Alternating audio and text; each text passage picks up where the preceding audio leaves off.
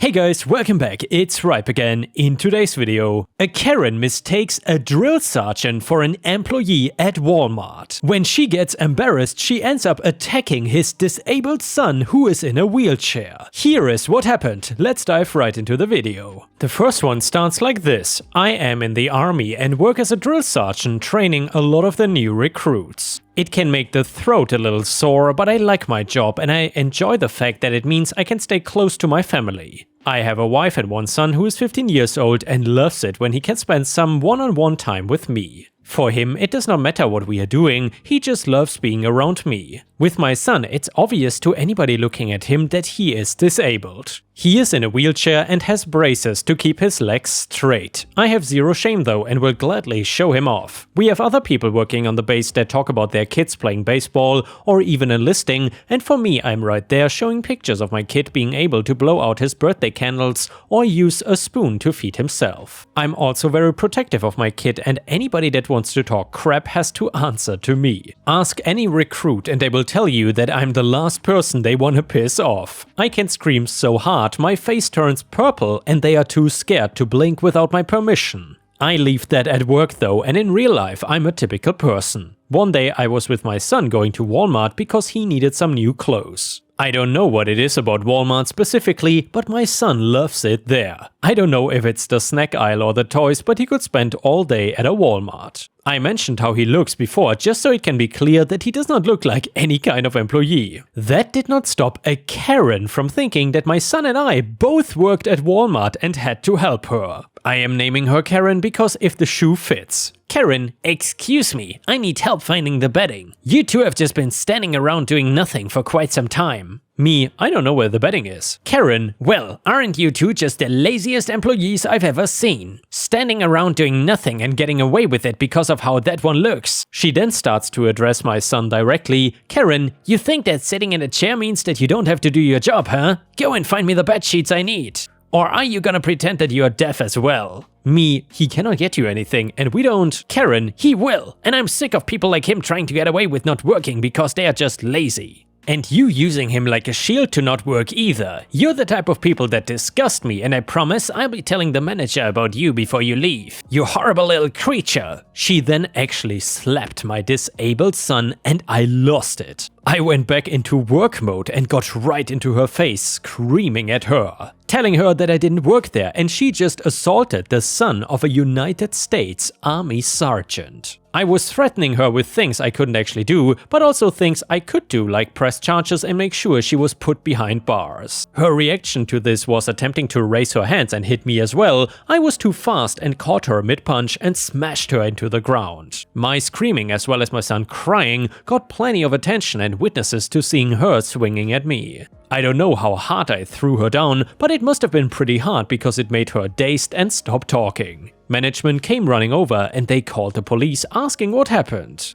I explained that she slapped my son and I had to jump in to make sure that she didn't do anything else. By the time the police arrived, she was back to being a Karen and trying to make it seem like I started things for no reason, still calling the two of us employees at the store. Cameras don't lie though, and the police did not sympathize with her for a second. They agreed that attacking a disabled kid was probably the worst thing somebody could do. It also did not help her case that a lot of officers either had history or family in the military. They knew that for me to lose my cool meant that she had done something really bad. I pressed charges and she was arrested for assault and battery of a minor. My son calmed down soon after seeing the police because he is also obsessed with them. He loves the uniforms and the badges and just everything. It was like he totally forgot about everything bad once he saw and got to be near them. To make things even better, the manager told us that when we checked out, he was gonna give my son an employee discount. If he was gonna get harassed for working at the store, he might as well get a benefit for it. That manager really was amazing, and the rest of our shopping trip went normally. He got a bunch of new clothes and something from the toy section that he really wanted. If anybody wants to accuse me of spoiling my son, just remember that we are at a Walmart where the prices are already fair and low. Second, with everything he needs to deal with, I just want to let him be happy. If that means a toy or treat whenever we go out, then I don't see an issue with that at all.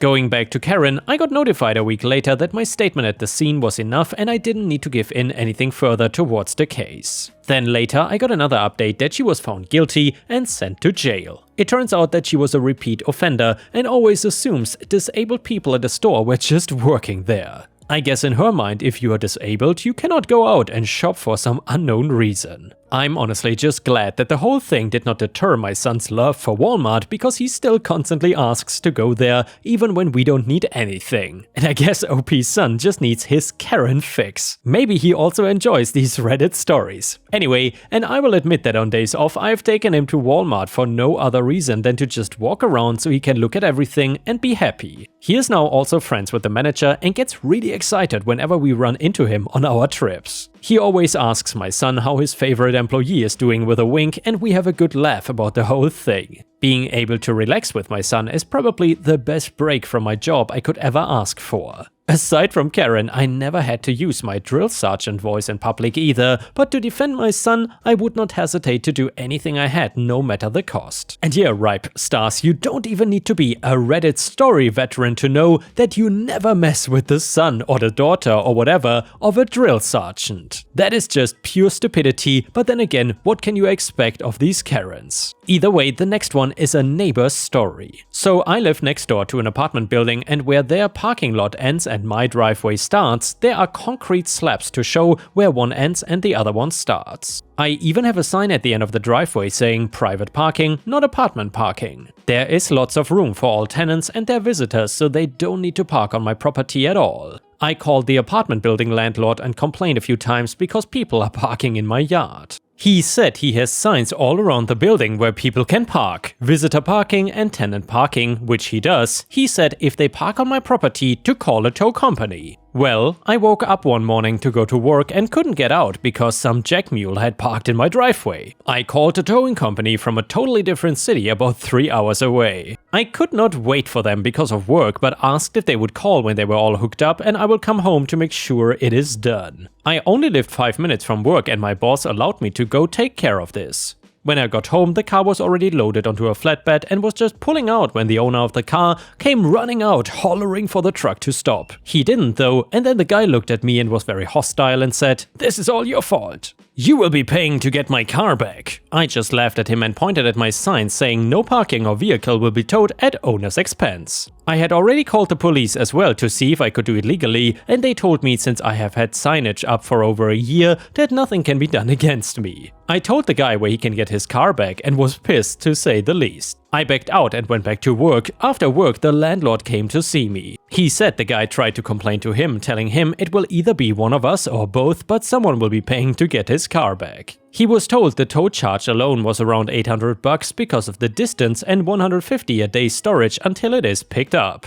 I know he got his car back because I saw it parked in the visitor parking a couple of days later. It's funny how after this happened, I've not had another person park in my driveway ever again. I still get the stink eye every time that guy sees me. I smile and wave each time because I am an a-hole like that. And the next one is an Am I the a-hole story. And by the way guys, it seems like the damn monsoon rain just started, so if you hear anything in the background, I very much apologize for the issues. Also, if you have watched until here, please don't forget to like the video and maybe even leave a comment because that would help me tremendously. Anyway, I, female 30, started working at a company recently. I get along with most of my coworkers, but I've been having some issues with this guy called Morgan. Morgan, from what I understand, is what everyone calls the handsome guy in the office. He dated 2 of his co-workers and hit on several others. He seemed friendly when we talked and he seemed respectable and never asked questions outside of work. He offered to buy me lunch and internet and kept sending me funny memes and stuff. It was nice, but felt a bit too much, so I asked that he stops, and he did. He started sending me pictures of him that were inappropriate. I texted him saying that I'm married and he was being inappropriate. He texted back saying that I was lying about being married to get him off my back, and then went on about how nice and attractive he is and how I'm trying to act like that I don't like him to get him to try harder. I felt frustrated, especially after he kept sending me pictures. Days ago he sent me a, well, cucumber picture and told me to suck it. I decided to let my husband deal with it, and he sent him a text back saying, "Sorry buddy, small objects are a choke choking hazard for her, and then blocked him. The other day he came into the office looking furious and confronted me about being misleading by not having a wedding ring on when I am married. I said I did not need to prove anything to anybody and did not lead anyone on. He said he was trying to get close to me and I should have told him that I am married from the get-go. I said I was sorry, but maybe he shouldn't have basically tried to enforce a relationship with anyone regardless if they are in a relationship or not. He said that my husband and I were rude and offensive and then rushed out. Other co-workers said that Morgan was an a-hole,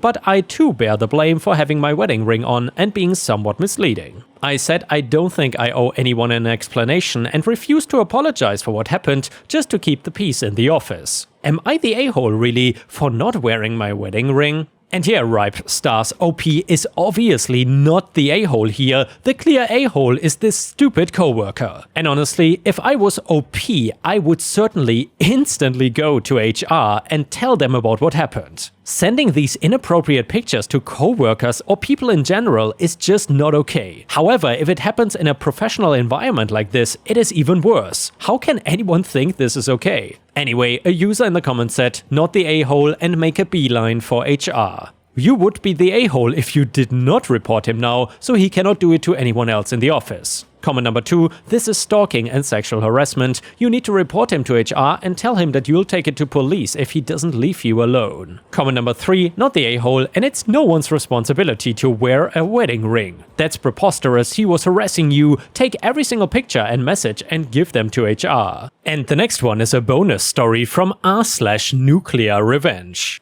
It starts like this. So I, male 50, got 2 stepsons who I just call my sons as I've been in their life since they were 8 and 10 and they are now young men. My wife and I made it a point to have a great relationship with their dad, Jason, and made sure that he had a chance to be around as much as possible, even staying at our place frequently to be around his boys as he lived over an hour away and could not afford to live closer. Jason had a crazy ex-girlfriend who tried to claim that they were married, variously saying common law, or that they were married in secret, or married on an Indian reservation. However, he had a restraining order against her because she was nuts and had tried various ways to screw up his life. The ex is a horrible person. She had been arrested several times for forgery and fraud.